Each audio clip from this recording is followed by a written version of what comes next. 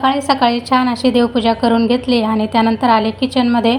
तर म्हटलं आज चला मुलांची फेवरेट चना आलूची भाजी बनवूया. तर त्यासाठी लागणारा जो मसाला आहे तो इथे मी भाजून घेत आहे. कांदा, टोमॅटो, अद्रक, लसूण, धने, कढीपत्ता आणि खडे गरम मसाले यामध्ये मी छान असे भाजून घेतलेले आहेत. आणि सुरुवातीलाच मी काळे हरभरे आणि बटाटा मी उकडून घेतलेला होता थोडंसं मीठ टाकून.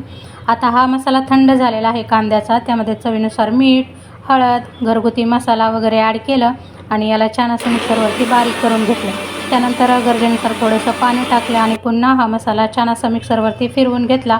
वाटण बनवून तयार झालेलं आहे. पण बऱ्याच वेळा काय होतं ना की या वाटणामध्ये थोडेसे गरम मसाले वगैरे जे आहेत ना तर ते तसेच राहतात आणि दाताखाली आले तर मुलांना अजिबात आवडत नाही. तर त्यामुळे चाळणीमध्ये हा मसाला टाकून छान असा गाळून घ्यायचा. राहिलेलं सारण पुन्हा मिक्सरमध्ये टाकायचं, पाणी टाकायचं, पुन्हा छान असं गाळून घ्यायचं.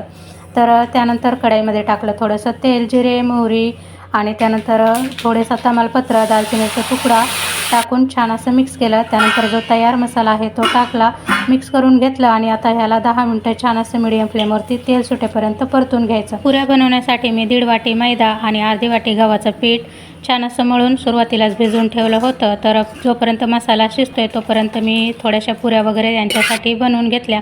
खरं तर भटुरे बनवायचे होते पण एवढा काही वेळ नव्हता, त्यामुळे साध्या पुऱ्याच बनवल्यापर्यंत मसाला पण छान असा शिजलेला होता. त्यामध्ये छोले वगैरे ॲड केले, थोडंसं पाणी ॲड केलं, वरतून टाकले कोथिंबीर वगैरे सर्व आवरून घेतलं. माऊची तयारी केली आणि तिला पेरू खायचा होता तर मग पेरू पण थोडासा कट करून दिला. त्यानंतर देवाचं दर्शन केलं आणि सर्व आवरून मग आता मी निघालेले आहे माऊला शाळेमध्ये सोडण्यासाठी. मिनी ब्लॉग आवडला असेल तर व्हिडिओला नक्की लाईक आणि चॅनलला सबस्क्राईब करायला विसरू नका.